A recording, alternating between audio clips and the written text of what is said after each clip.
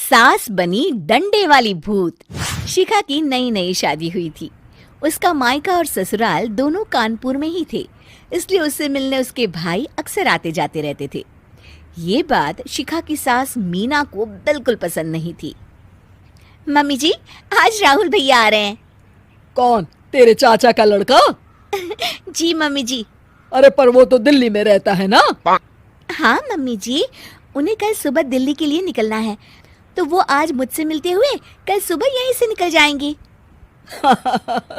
हमने तो धर्मशाला खोल रखी है ना। कुछ कहा क्या मम्मी जी? मैंने कहा हाँ हाँ, आने दे तेरे भैया को, जमकर खातिरदारी करेंगे। अब तो कुछ करना ही पड़ेगा, इससे पहले कि मेरा घर धर्मशाला बन जाए। ये कैसी बातें कर रही हो मीना? सच ही तो कह रही हूँ।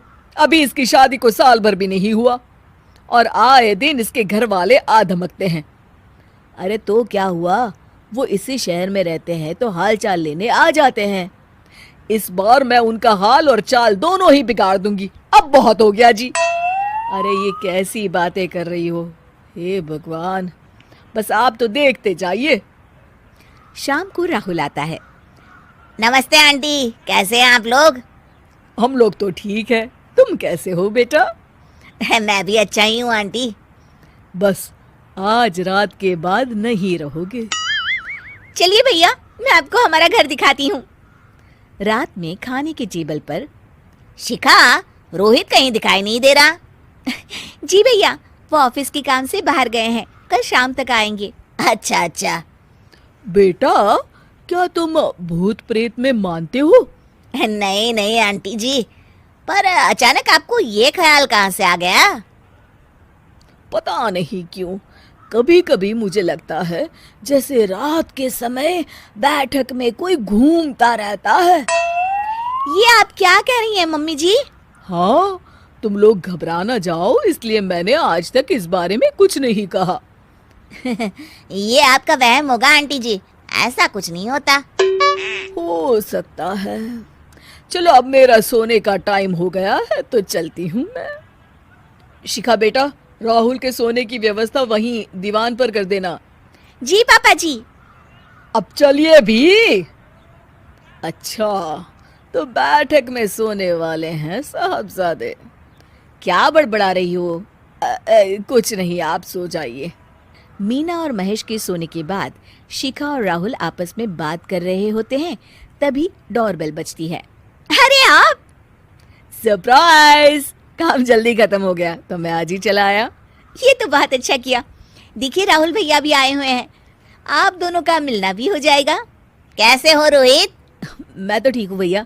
शिखा, मैं भी आज यहीं सो जाता हूँ, राहुल भैया से बातचीत भी हो जाएगी। अच्छा अच्छा, ठीक है। मीना आधी रात को उठती है, कंबल मुंह से पैर तक ओढ़ के डंडा लेके बैठक में आती है और देखती है दीवान पर चादर ओढ़े कोई लेटा हुआ है। देखो तो कैसे मजे से सो रहा है बहन के ससुराल में। मीना ताबड़तोड़ 4-5 डंडे मार देती है। अरे मर गया! अरे बचाओ बचाओ, कौन है? मीना जल्दी से अपने कमरे में भाग जाती है। हे भगवान, ये मैंने क्या किया? ये रोहित कहाँ से आ गया? लगता है ये नालायक राहुल मेहमानों वाले कमरे में सो गया होगा। आज तो इसकी खैर नहीं। उधर बैठक में, अरे क्या हुआ रोहित? मैं बाथरूम में था, तुम्हारे चिल्लाने की आवाज सुनी। पता है भैया, मैं सो रहा था, अचानक से कोई आकर मुझे डंडे मारने लगा। ये क्या कह रहे हो? लगता है तुम भी आंटी की तरह भूत प्रेत में मानते हो। नहीं नहीं भैया, सच में कोई आया था। मैं तो जा रहा हूँ मेहमानों वाले कमरे में सोने के लिए। इस समय अपने रूम में जाऊंगा तो शिखा की नींद खराब हो जाएगी। ठीक है भाई, जाओ तुम, जहाँ तुम्हारा भूत डंडा लेके ना आ सके। थोड़ी देर बाद मीना कंबल ओढ़ के डंडा लेकर मेहमानों वाले कमरे में पहुंच जाती है। वो बिस्तर पर सोए रोहित को फिर डंडों से मारने लगती है। अरे मर गया! अरे मर गया! तू भूत प्रेत में नहीं मानता ना? ये ले, अब डंडे खा। हैं? ये तो माँ की आवाज है। रोहित कंबल खींच देता है। बेटा तू! अरे ये क्या कर रही हो माँ? मार मार के मेरा भरता बना दिया आपने। माफ कर दे मेरे लाल, मैंने तो तुझे ही मार मार के लाल कर दिया। मैं तो उस राहुल के बच्चे को सबक सिखाना चाहती थी। राहुल भैया को? हाँ बेटा, मुझे लगा अगर उसे डंडे मारूंगी तो शिखा के मायके वाले यहाँ आना छोड़ देंगे। हे भगवान, माँ ये घर शिखा का भी है, उसके घर वाले जब चाहे आ सकते हैं। हाँ बेटा, आज मुझे भगवान का इशारा समझ में आ गया। मैं कितना गलत करने चली थी और अपने ही बेटे को चोट पहुंचा दी। अब चुपचाप जाके सो जाओ माँ, और किसी को कुछ बताने की जरूरत भी नहीं है। शिक्षा दूसरों का बुरा चाहने वालों के साथ भी बुरा ही होता है।